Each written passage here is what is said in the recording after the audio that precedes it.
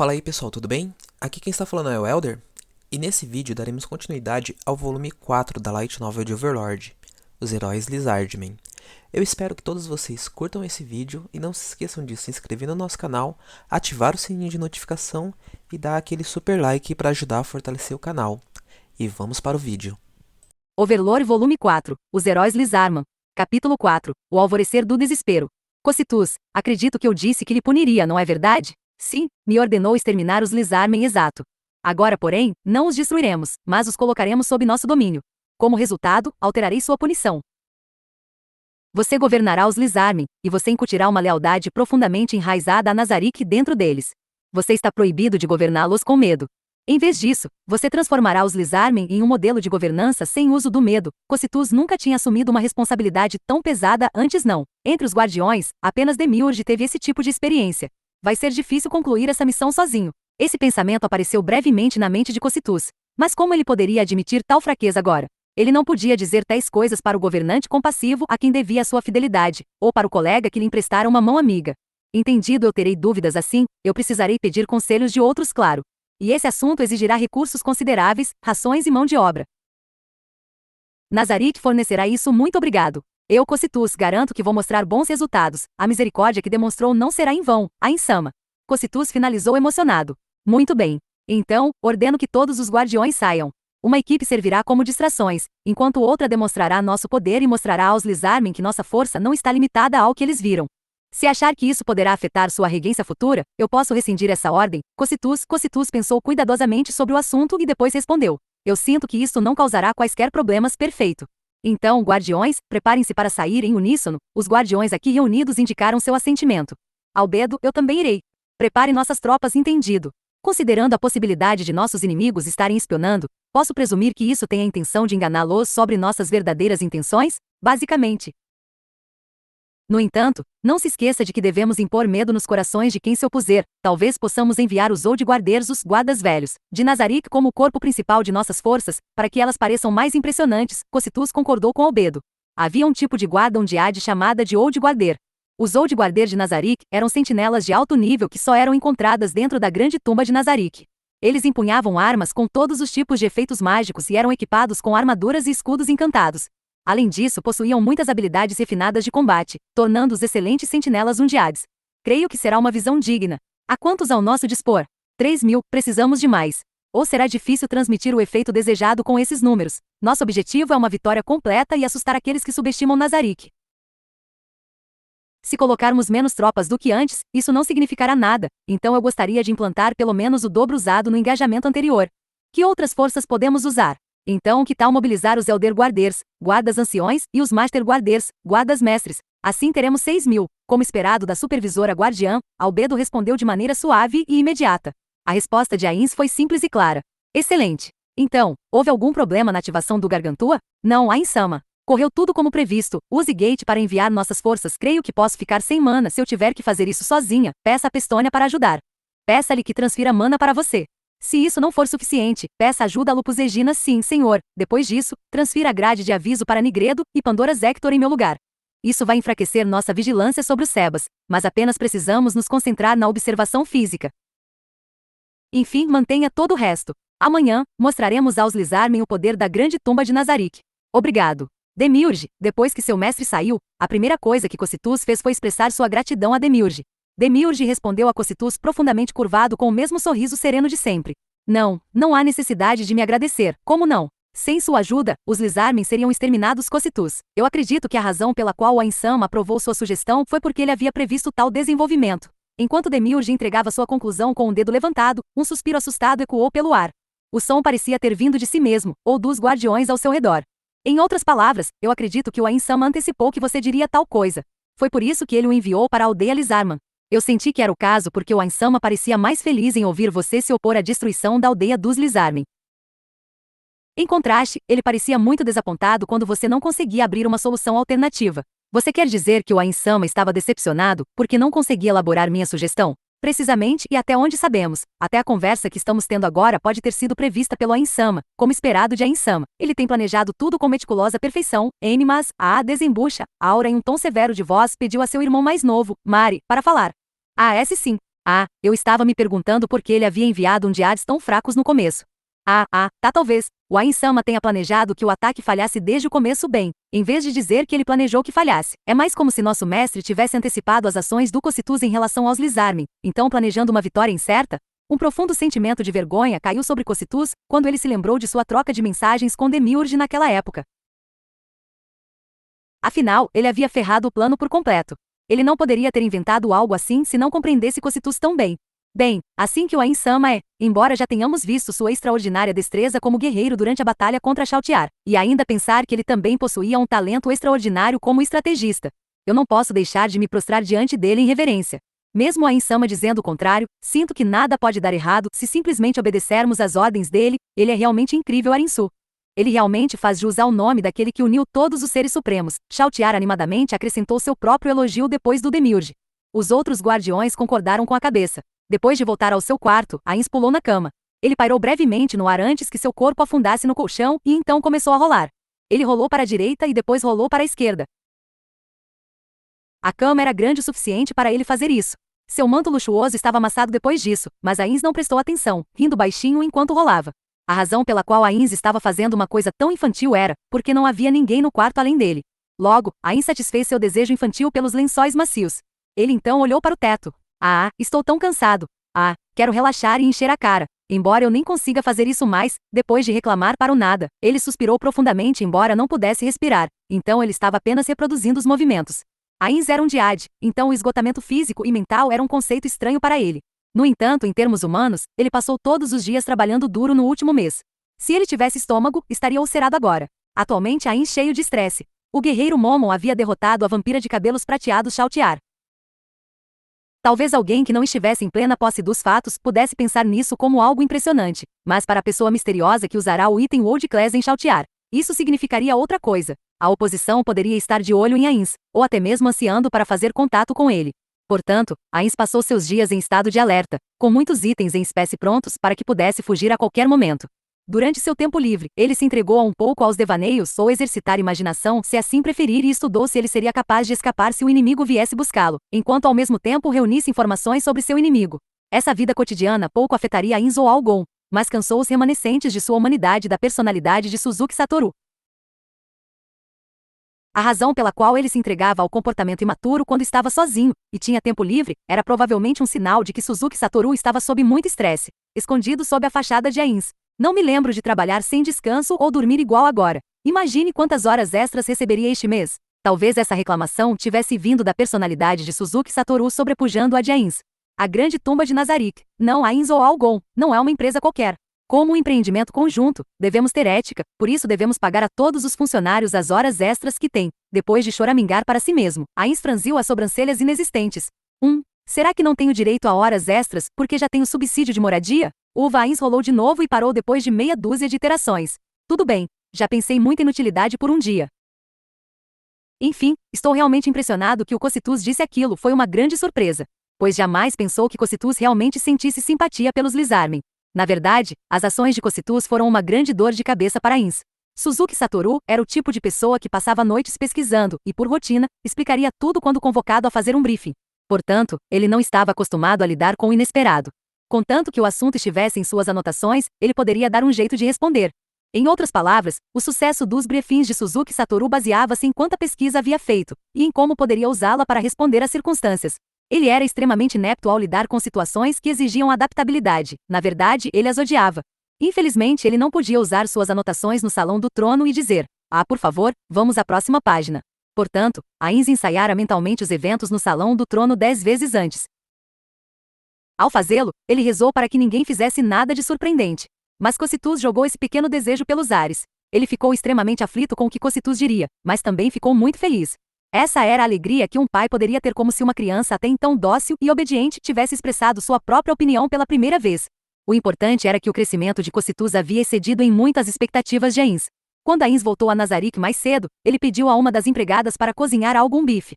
Talvez ela precisasse praticar seus dons culinários e outros pontos importantes da refeição. Ainda assim, Ains não nutriu grandes expectativas para o prato. Muito menos esperava que a comida desse algum buff, como as comidas em Yggdrasil. Tudo o que ele queria era algo comestível. No entanto, o resultado só poderia ser descrito como um pedaço de carvão. Não importava quantas vezes a empregada praticasse, ela só podia fazer pedaços de carne queimada. Ains abraçou esse resultado quando aceitou as sinceras desculpas da empregada. Afinal, era o mesmo que ele tentando equipar uma espada grande usando seu manto. Em Yggdrasil, era necessário ter habilidades especializadas para fazer comida. Era de se esperar, já que comida e bebida poderiam conceder bônus especiais quando consumidas. No entanto, essa empregada não possuía essas habilidades. Em outras palavras, se alguém não tivesse as habilidades adequadas para realizar uma tarefa, isso terminaria em fracasso. A questão de Cocytus também foi uma espécie de experimento. Ains queria ver se os personagens já finalizados como ele, e os NPCs poderiam aprender algo novo. Este experimento foi projetado para ver se eles poderiam melhorar forçadamente aprendendo táticas e estratégias. Ele havia dado o comando de Cocytus sobre os undeados fracos porque achava que seria capaz de aprender mais com a derrota. No final, Ains ficou satisfeito com os resultados. Cocytus mostrou a Ains que ele tinha a possibilidade de crescimento. Claro, havia uma enorme diferença entre teoria e prática. O próximo objetivo de Ains era dominar completamente os detalhes do funcionamento da magia neste mundo e isso se algo assim realmente existisse. Atualmente, Ains ainda não tinha certeza se a magia era uma habilidade ou conhecimento. Todavia, esse experimento mostrou que era possível aumentar o conhecimento sobre algo. Cocytus conseguiu provar que é possível. E o fez de forma muito boa. Pensou Ains. A falta de crescimento era equivalente à estagnação. Mesmo que fosse poderoso agora, ele poderia ser superado algum dia. Mesmo que tivesse uma vantagem de 100 anos em tecnologia militar, ele ainda perderia sua vantagem se não a melhorasse continuamente. Uma nação forte, mas estagnada, se tornaria fraca em um piscar de olhos caso se deixasse cegar pela soberba. Bem, eu acho isso. Estou feliz em saber que as crianças cresceram, mas é preocupante também, pode chegar um tempo que não vão mais me considerar digno da lealdade deles. Ains olhou para o véu da cama enquanto murmurava. Ah, é tão assustador, me dá medo. Os remanescentes da personalidade de Suzuki Satoru lamentaram o medo do desconhecido. A mudança era a consequência natural do amadurecimento. Então, quem poderia garantir que a lealdade absoluta deles não mudaria? Mesmo que isso não acontecesse, ele ainda temia que um dia eles o considerassem indigno de ser o governante da gloriosa Nazarick. Ele temia ser forçado a sair de sua posição como chefe de guilda. Eu tenho que me tornar um líder que os guardiões vão querer seguir. Porque não há alguém para me ensinar os passos de um governante, provavelmente não havia ninguém em Nazarick que fosse designado para tal propósito. Quando Ains caiu em contemplação, ele pensou em duas pessoas, dos 5 piores de Nazarick. Um deles era Kyoukou, que possuía o título de duque, e o outro era Gashuku Koshuou, que tinha o título de rei. Ains se perguntou se poderia pedir que eles o ensinassem, mas chegou a uma resposta simples e sucinta. Nem pensar, ele não queria aprender com eles a menos que não tivesse outra escolha. Melhor esquecer isso, contanto que eu não erre muito, não precisarei me aposentar. Mas ainda assim, sim, sobre aquelas ovelhas de 2 pernas, Ains já tinha imaginado a verdadeira identidade das ovelhas de 2 pernas, justo por isso não havia perguntado como se pareciam. Afinal, eram monstros que ele tinha visto nos tempos de Yggdrasil. Será que são iguais? Uma mistura de leão, cabra e serpente. As patas dianteiras são de leões, as de trás são de cabras. Chimeras em Yggdrasil, os chimeras andavam sobre 2 patas, atacando com patas de leão que serviam de armas. Possuíam 2 cabeças, uma de leão e outra de cabra, já a serpente agia como um rabo. Isso porque esses monstros eram baseados nos dados visuais de monstros conhecidos como bafometes. Então, por que Demiurge não simplesmente disse que eram chimeras? Ains teve lá suas dúvidas, mas também chegou a uma resposta. Ou seja, devem se tratar de chimeras mutantes. Não é Demiurge? Ains riu e então acrescentou uma nota mental à sua opinião sobre Demiurge. Ele tem um terrível senso de nomeação. Bem, as chimeras em Yggdrasil pareciam meio. Não, chimeras que se parecessem com peixes seriam meio nojentas. Então essas ovelhas de 2 pernas são uma nova raça de chimeras, as chimeras do Reino Sacro. Pode ser bom trazer uma delas para Nazarick. E o Victim? Um Victim parecia exatamente como Ains se lembrava, mas uma coisa se destacava em sua mente. A linguagem que ele está usando. É o Enochiano, a linguagem dos anjos? Parece que há um idioma diferente misturado na fala dele, era traduzido automaticamente, então Ains não sabia que tipo de linguagem ele estava usando, mas soava estranho. Claro, isso pode ser porque Ains não conhecia Enochiano. Mais uma coisa que não adianta perder tempo me preocupando. Enfim, já é hora de começar. Ains rolou de novo. Ele parou quando estava de bruços para verificar algo que o incomodava desde então. Ele pressionou o rosto no colchão e fungou. Ains não tinha pulmões, então ele estava apenas passando pelos movimentos. Estranhamente, ele podia sentir o cheiro de algo. Esse aroma de flores. Será que alguém borrifou perfume na cama? As camas dos ricos são assim? É bastante surpreendente. Vou ter isso em mente quando eu fingir ser rico. 1. Havia uma habilidade conhecida como Danger Perception. Entre aventureiros, aqueles com níveis em ladino e aqueles com habilidades sensoriais valorizavam essa habilidade. Como o nome indicava, permitia que o usuário percebesse o perigo. Havia 2 variações principais dessa habilidade. Um tipo desconsiderava a lógica e a análise, tomando decisões antecipadas com base nas percepções de uma pessoa. A outra era o produto do raciocínio e dedução baseada em experiência. O proverbial sexto sentido e intuição pertenciam à primeira categoria, enquanto aqueles que captavam traços sensoriais minúsculos e observavam mudanças no ambiente caíam na segunda categoria. Alguém aprenderia naturalmente o segundo tipo quando estivesse no campo de batalha ou viajando sozinho, mesmo sem dedicar tempo para aprimorá-la. Era uma forma de experiência adquirida por estar em ambientes perigosos. Os Lizardmen eram superiores aos humanos nesse aspecto. Isso porque suas habilidades biológicas, seus sentidos eram mais aguçados, porque viviam em condições mais hostis.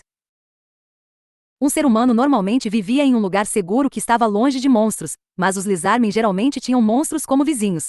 No caso de Zaryuzu, ele era um viajante e, portanto, costumava fazer viagens longas e solitárias. Assim, ele poderia avaliar com precisão as mudanças no ar e no estado de espírito de algo. Seus olhos se abriram quando ele sentiu uma tensão se filtrando pelo ar. A visão familiar do ambiente, embora ele só tivesse vivido lá por alguns dias, o cumprimentou. Por mais próximo que um humano olhasse, eles não seriam capazes de enxergar dentro do interior sem luz. Mas isso não era um problema para os Lizardmen. Não havia nada em comum sobre o lugar. Zaryuzu olhou ao redor e soltou um suspiro de alívio depois de se certificar que estava tudo normal. Ao mesmo tempo, ele se sentou. Como um excelente guerreiro, Zaryuzu podia passar do estado de sono para completamente acordado em um instante. Seus olhos não seriam sobrecarregados pelo sono, ele poderia acordar pronto para o combate. Isso também foi relacionado ao hábito de sono leve deste Lizardman. No entanto, Cruz não mostrou sinais de mexer-se de onde estava dormindo ao lado dele. Tudo o que ela fez foi gemer baixinho quando foi privada do calor de Zaryuzu. Em circunstâncias normais, Cruz deveria ter percebido a mudança no ar e acordado de seu sono. Mas aparentemente não foi o mesmo desta vez. Um sentimento de arrependimento encheu Zaryuzu. O fardo de Cruz era tão grande assim? Quando recordou a noite anterior, ele sentiu que talvez o fardo de Cruz fosse maior do que o seu. Parece que a fêmea Cruz estava sob mais pressão do que o macho Zaryuzu durante o processo de derrotar o Elder Lich. Ele gostaria que ela continuasse dormindo, mas ele prestou atenção nos sons e ouviu muitos Lizardmen agitados. Como ainda estavam em estado de alerta, seria mais perigoso deixá-la dormir do que acordá-la. Cruz, Cruz. Zaryuzu sacudiu Cruz várias vezes com um pouco de força. Depois de contrair a cauda, ela abriu os olhos vermelhos. Tem algo acontecendo. Essas palavras tiraram um Cruz do estado de meio adormecido para plena vigília. A Frostpen jazia ao lado. Depois de segurá-la, levantou-se seguido por Cruz. Os dois foram para fora e imediatamente perceberam a origem do alvoroço. O céu acima da aldeia estava coberto por uma espessa camada de nuvens escuras. Quando olharam ao longe, perceberam que essas nuvens eram diferentes das nuvens comuns, porque o céu à distância era limpo e claro. Em outras palavras, isso significava que são eles de novo? Um sinal de outro ataque inimigo. Parece que sim, Cruz concordou com a avaliação. Debate eclodia entre os Lizardmen das 5 tribos, enquanto olhavam para o céu nublado. No entanto, não havia medo em seus rostos. Isso porque eles alcançaram a vitória mesmo nessas terríveis circunstâncias, e isso os tornou mais fortes. Os dois correram para o portão principal da aldeia, acompanhados pelo som de salpicos de água e lama. Eles passaram por vários Lizardmen se preparando para a batalha, e em pouco tempo chegaram ao destino. Haviam muitos Lizardmen guerreiros reunidos no portão principal, e todos estavam olhando para fora. Havia alguns rostos familiares entre eles, incluindo Zenberu, que havia lutado e sangrado com eles, e o chefe da Small Fang estava também ao seu lado.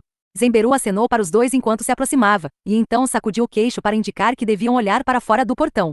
Zaryuzu e Cruz ficaram ao lado de Zenberu e olharam na direção indicada. Diante deles, do outro lado da fronteira entre o pântano e a floresta, havia fileiras de seletons. Eles voltaram. Zaryuzu estalou a língua depois de responder Zenberu. Eles já esperavam algo do tipo, mas isso foi rápido demais.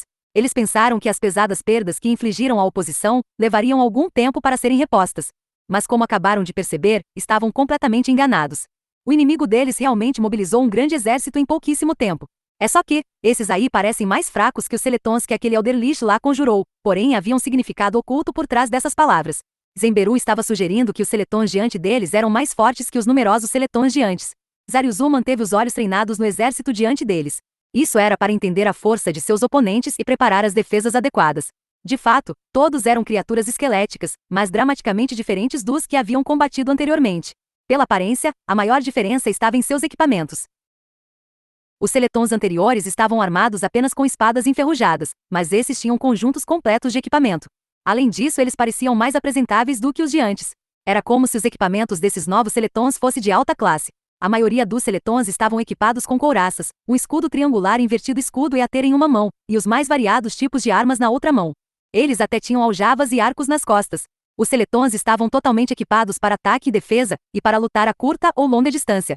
Então, havia seletons que eram similarmente equipados com couraças, mas ostentando capas e capacetes vermelhos esfarrapados, empunhando espadas bastardas e escudos redondos. O último grupo incluía os seletons menos numerosos, mas bem mais equipados. Eles usavam conjuntos de armadura douradas e seguravam piques brilhantes. Nenhuma única mancha de sujeira marcava suas brilhantes capas vermelhas. Quando Zariuzu os inspecionou, ele percebeu algo. Ele esfregou os olhos várias vezes, imaginando se estavam enganados. No entanto, a realidade diante dele permaneceu como era. Não pode ser, isso é ridículo. Cruz percebeu que Zariuzu estava murmurando com uma voz dolorida enquanto ela engasgava em choque. Só então Zenberu falou. Pois é, parece que já notaram, né? A voz de Zenberu soou similarmente dolorida. Zariuzu parou por aí. Ele não queria continuar, porque teria medo se continuasse, mas tinha que dizer. Aquelas armas parecem ser mágicas, Cruz assentiu com firmeza ao lado dele. Todas as armas empunhadas pelo exército esquelético eram de natureza mágica. Alguns tinham espadas flamejantes, enquanto outros tinham martelos crepitando com eletricidade. Alguns tinham lanças cujas pontas estavam embainhadas em luz verde, enquanto outras tinham foices que pingavam um fluido roxo viscoso. E não para por aí. Saca só aquelas armaduras e escudos. Parece que são encantadas. Zariuzu deu uma olhada mais de perto quando ouviu Zenberu falar. E então, ele lamentou em desânimo. Isso foi porque Zariuzu percebeu que aquelas armaduras brilhantes não refletiam a luz do sol, mas pareciam brilhar de dentro para fora. Que tipo de governante poderia equipar um exército desse tamanho com itens mágicos? Se fosse apenas uma questão de simples encantamentos para melhorar o fio seria entendível. Zariuzu ouvirá que certas grandes nações podiam acumular quantidades assim depois de longo planejamento. No entanto, imbuir muitas armas mágicas com propriedades elementais e com variedade existia um nível inimaginável de preparação. Zariuzu lembrou-se dos dwarfs que Zenberu havia falado há vários dias. Os dwarfs eram uma espécie montanhês, que possuíam habilidades excepcionais em relação aos metais. Durante uma festa de bebedeira, os dwarfs tinham compartilhado uma lenda heroica, a do imperador, que fundou o Império dos Dwarfs, um herói que usava uma armadura de adamantite, um homem que derrotou dragões sozinho, e o artesão mágico dos 3 heróis. Mesmo naquelas lendas não tinham falado de um exército mais de 5.000 desse tamanho, equipado com equipamentos mágicos tão primorosos. Então, o que Zariuzu estava observando agora era o quê? Isso é um exército das lendas? Se eles não vieram de um mito humano, então deve ter vindo de algum tipo de lenda divina. Zariuzu estremeceu. Ele percebeu que havia desafiado um inimigo que não só estava além de suas expectativas, mas que nunca deveria ter sido provocado. E mesmo assim ele reuniu todos aqui com a intenção de morrer. Como alguém que poderia ter criado um plano tão ridículo teria medo agora? Ele já sabia que esse inimigo estava além dos limites de sua imaginação. A solução era como eles lidariam com isso. Impossível. Isso deve ser uma ilusão ou algo assim. Quando todos ouviram as palavras ditas pelo chefe da tribo Smallfang, o mesmo olhar surgiu em todos que parecia dizer: do que você tá falando? A oposição não estava se movendo, mas parecia bem real, emanavam uma presença assustadora, e não podiam ser meras ilusões. Ainda assim, suas dúvidas foram sinceras. Ele não disse porque estava tendo um momento de loucura. Que base você tem para isso? Em resposta a Zariuzu, o chefe do Smallfang respondeu com confiança. Enviamos rondas de patrulhas para o reconhecimento, ninguém relatou ter visto um Diades assim. É impossível tantos soldados passarem despercebidos. Todos os batedores que enviamos retornaram com segurança, entendo seu ponto. Mas eu duvido muitos que sejam ilusões, mas, talvez não sejam mesmo. Já que não são, podem ter saído da Terra ou algo assim. Um túnel explicaria tudo, não tô nem aí se vieram pelo chão, ou bateram asas até aqui, quero saber o que faremos com eles? Não parece que querem lutar, ou negociar, parece mesmo, mas não acho que armariam tudo isso a troco de nada. Zariuzu olhou para o exército esquelético. Ele estava procurando por seu comandante e então, uma rajada de vento congelante soprou sobre eles. Não foi apenas uma rajada, o vento frio soprava repetidamente. Este vento sobrenaturalmente gélido não era um fenômeno natural. Não havia dúvida de que era o resultado de magia. Vento? Não pode ser. É outro tipo de magia, como isso é possível? Cruz tremia enquanto se abraçava. Ela não parecia estar fazendo isso por causa do frio, então Zariuzu perguntou: Cruz, o que há com esse vento frio? Você pode não acreditar em mim, mas por favor me ouça. Eu pensava que as mudanças do tempo de antes foram resultado da magia de 4º nível Control Clouds, mas eu estava errada. Control Clouds pode controlar nuvens, mas não pode gerar ventos frios. Portanto, isso não apenas controla as nuvens, mas altera o clima. Em outras palavras, acho que o inimigo usou algo do 6º nível. Control Weather, Cruz baixou a voz para que ninguém pudesse ouvir e continuou. Mas essa magia está além da minha capacidade de uso, então não tenho muita certeza se esse é verdade. Zariuzu sabia como as magias do 6º nível eram incríveis. Eram magias que estavam além daquelas usadas por Iguva, o oponente mais forte com quem Zariuzu havia lutado. Esse nível de magia era considerado a forma mais poderosa de magia do mundo. Então esse é o poder do Supremo? Bem, isso explicaria muita coisa se ele pudesse usar magia do 6º nível, então o título de Supremo seria bem merecido. Ei, prestem atenção lá, tem alguma coisa estranha, os murmúrios de Zenberu chamaram sua atenção.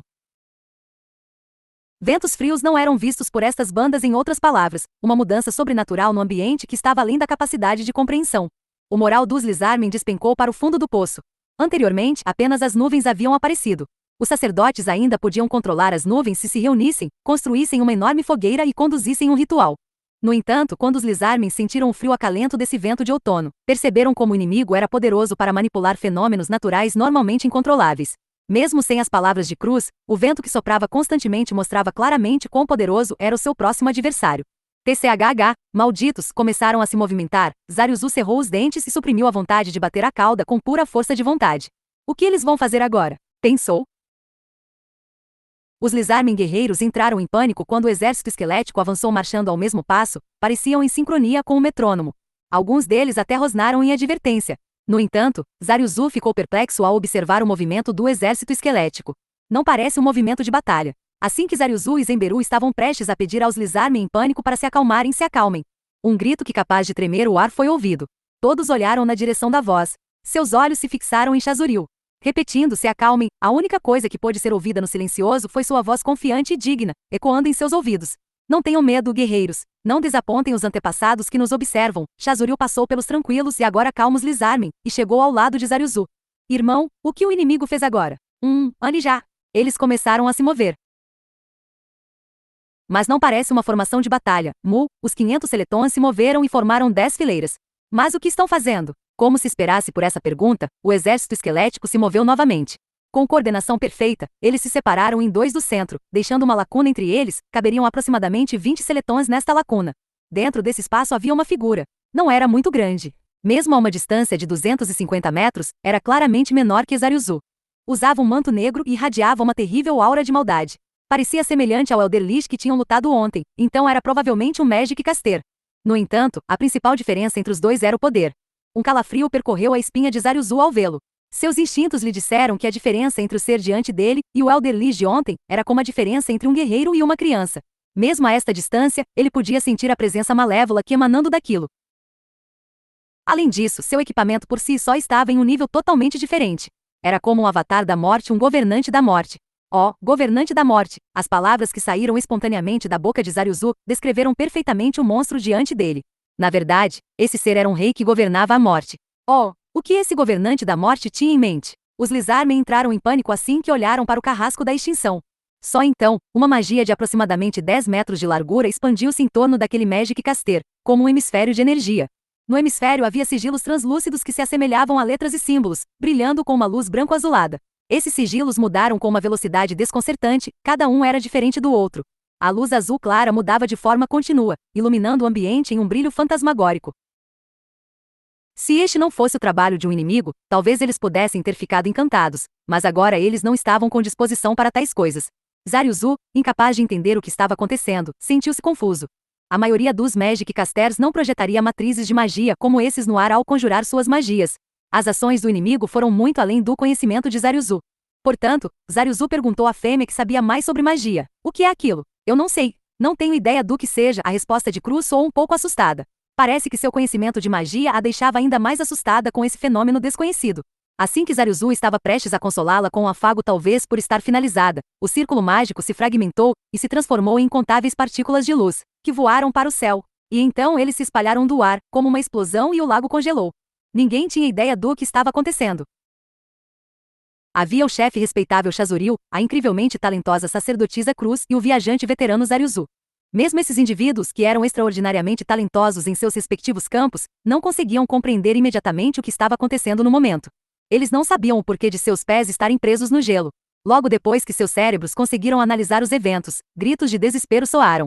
De fato, cada Lizarmen estava gritando. Até mesmo Zariuzu, Cruz, Chazuriel e até mesmo Zenberu, o mais ousado de todos, não foi exceção. O terror que brotou das profundezas de suas almas os levou a gritar de medo. A cena diante de seus olhos era horrível demais para suportar. O lago que congelou apenas uma vez em eras longínquas, que nunca congelaria sob quaisquer circunstâncias normais, era agora uma sólida camada de gelo. Os Lizarmen levantaram apressadamente os pés. Felizmente o gelo não estava muito grosso, e quebrou imediatamente, mas as partes quebradas imediatamente congelaram de volta. O frio que congelava até os ossos provou que isso não era uma miragem. Em pânico, Zariuzu apressadamente escalou uma parede de terra e olhou ao redor, e então ficou boquiaberto com a visão ridícula à sua volta. Tudo, até onde seus olhos podiam ver, estava congelado. Era impossível imaginar que um lago tão grande pudesse congelar, mas o gelo cintilante diante de seus olhos era a realidade. Zariuzu temia pelos criatórios de peixes, mas agora não era a hora de se preocupar com essas coisas. Não pode ser Cruz, que havia escalado com Zariuzu para olhar em volta, estava tão estupefata quanto ele. Essa fala desanimada veio de sua boca aberta. Muito parecido com Zariuzu, ela não podia acreditar no que estava vendo. Monstro! Ele amaldiçoou em voz alta. Ao mesmo tempo, ele esperava que a maldição melhorasse um pouco o terror em seu coração. E chegamos ao final do vídeo. Não esqueçam de se inscrever no nosso canal, ativar o sininho de notificação e dar aquele super like para ajudar a fortalecer o canal. Até mais, pessoal!